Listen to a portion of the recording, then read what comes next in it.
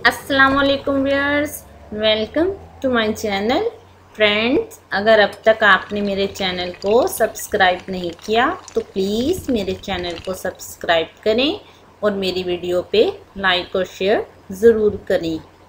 Okay friends, आज मैं आपके साथ जो टिप्स शेयर करने वाली हूँ वो है पेट में गैस का बनना, सांस में रुकावट और पेट का फूल जाना, जिसकी वजह से मोटापा होता है। फ्रेंड्स, मैदे में खराबी की एक वजह गैस का हो जाना भी होता है। मैदे में गैस हो जाने की वजह से सांस की नाली में तंगी आ जाती है, चलना फिरना मुश्किल हो जाता है, जिसकी वजह से मोटापा भी हो जाता है। फ्रेंड्स, इन तमाम अमराज से छुटकारा पाने के लिए मैं आपको एक बहुत ही अच्छा नुस्खा बताने वाली हूँ। ये आजमूदा नुस्खा है। फ्रेंड्स, मैं आपको जो चीज़ें बताने वाली हूँ ये आम सी चीज़ें हैं जो कि आपको बआसानी पंसारी की शॉप से इजीली मिल जाएंगी। इस नुस्खे से आपकी गैस बिल्कुल मैदे में नहीं रहेगी और आपका मैदा भी सेट हो जाएगा। फ्रेंड्स, इस नुस्खे में एक ऐसी अज्जा शामिल है जिसका जिक्र हमारे प्यारे नबी हज़रत मोहम्मद सल्लल्लाहु अलैहि वसल्लम ने भी किया है। वो चीज़ है कलवंजी। फ्रेंड्स, कलवंजी में मौत के अलावा हर चीज़ के लिए शिफा है, लेकिन कलवंजी को बस यूज़ करने का तरीका आना चाहिए।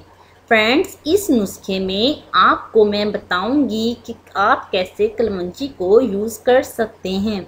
फ्रेंड्स, आपको चाहिए कलवंजी, सौंफ, गुलाब की पत्तियाँ खुश्क की हुई। फ्रेंड्स, आपको ये पत्तियाँ पंसारी की शॉप से इजीली मिल जाएंगी। आपने गुलाब की पत्तियाँ ड्राई लेनी हैं और आपको लास्ट में चाहिए हनी। फ्रेंड्स, गैस की प्रॉब्लम वालों को एक बात का ख्याल रखना चाहिए कि खाना खाने के बाद पानी बिल्कुल भी नहीं पीना चाहिए। ये बात सब नोट कर लें, क्योंकि ये सब पर लागू है कि खाने के फ़ौरन बाद पानी पीना बिल्कुल भी मुनासिब नहीं है, क्योंकि फ़ौरन बाद पानी पीने से बहुत से मसले हो जाते हैं। इसलिए खाना खाने के फ़ौरन बाद पानी बिल्कुल भी ना पिया करें। खाना खाने के आधे घंटे बाद आप पानी पी सकते हैं। और फ्रेंड्स, खाना खाने के फ़ौरन बाद आप कोई भी काम ना किया करें, चाहे वो किसी भी किस्म का काम क्यों ना हो। आपको चाहिए कि खाना खाने के बाद आप 10 मिनट के लिए लेट जाया करें। 5 मिनट दाएं तरफ करवट लेकर और 5 मिनट बाएं तरफ करवट लेकर। इससे आपके गैस का मसला भी नहीं होगा। फ्रेंड, गैस से और भी बहुत से मसले हो जाते हैं, जैसे कि हाई बीपी हो जाना और गैस का दिमाग पर असरअंदाज होना। इससे मैदा भी अपसेट हो जाता है। इसलिए फ्रेंड्स, आपसे रिक्वेस्ट है कि आप एक बार इस नुस्खे को ज़रूर ट्राई कीजिए। इंशाल्लाह सुजर इससे आपको बहुत फ़ायदा होगा। ओके फ्रेंड्स, अब आप नोट कर लें कि आपने कैसे इसको यूज़ करना है। फ्रेंड्स, आपने कलवंजी, सौंफ और गुलाब की पत्तियाँ, ये तीनों चीज़ें हम वज़न लेनी हैं। फ्रेंड्स, गुलाब की पत्तियों से डंडियाँ आपने अलग कर लेनी हैं, डंडियाँ इसमें शामिल नहीं करनी। इन तीनों चीज़ों को आपने बराबर मिकदार में लेकर अच्छी तरह से पीस लेना है। फ्रेंड्स, अगर आप कलवंजी 50 ग्राम ले रहे हैं तो आपने सौंफ और गुलाब की पत्तियां भी 50 ग्राम ही लेनी हैं। फिर आपने इस पाउडर में शहद ऐड करना है। शहद ऐड करने के बाद ये एक मौजून की शक्ल में आ जाएगी। अगर आपने 50-50 ग्राम ये तीनों चीज़ें ली हैं, जैसे कि कलवंजी, गुलाब की पत्तियाँ और सौंफ, अगर आपने 50 ग्राम ली हैं तो आपने 200 ग्राम इसमें शहद ऐड करना है। आप चाहें तो थोड़ी सी मिकदार शहद की ज़्यादा भी कर सकते हैं। फ्रेंड्स, ये मौजून आपने सुबह शाम खाना खाने के 1 घंटे बाद लेनी है।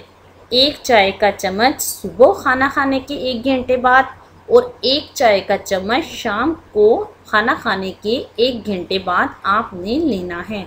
इंशाल्लाह सुजल इसके इस्तेमाल से आपके मैदे में गैस का प्रॉब्लम, बीपी का प्रॉब्लम और वो लोग जिनका ब्लड प्रेशर हाई रहता है वो भी इसे ज़रूर यूज़ करें, क्योंकि ये आपके ब्लड प्रेशर को भी नॉर्मल करता है। फ्रेंड्स, ये मजून वो लोग भी यूज़ कर सकते हैं जिन्हें शुगर है, लेकिन वो इसमें शहद ऐड नहीं कर सकते। वो लोग जिन्हें शुगर है वो बिना शहद ऐड किए इस पाउडर को 1 खाने का चमचा सुबह खाना खाने के 1 घंटे बाद और शाम को खाना खाने के 1 घंटे बाद 1 चाय का चम्मच ले लें। इससे शुगर लेवल नॉर्मल रहेगा और हाई नहीं होगा। वो अफराद जिनको गैस का बहुत ज़्यादा मसला है वो लोग इस मजून को दिन में 3 बार भी यूज़ कर सकते हैं। अदरवाइज़ फ्रेंड्स, आपने दिन में 2 बार इसे यूज़ करना है। फ्रेंड्स, अगर आपके सर में, पट्ठों में या जिस्म के किसी और हिस्से में दर्द है तो ये मजून आपके उस दर्द को भी ख़त्म करेगा। इंशाल्लाह सुजल इसके इस्तेमाल से वो तमाम मसले हल हो जाएंगे और मोटापे का मसला भी इससे हल होगा।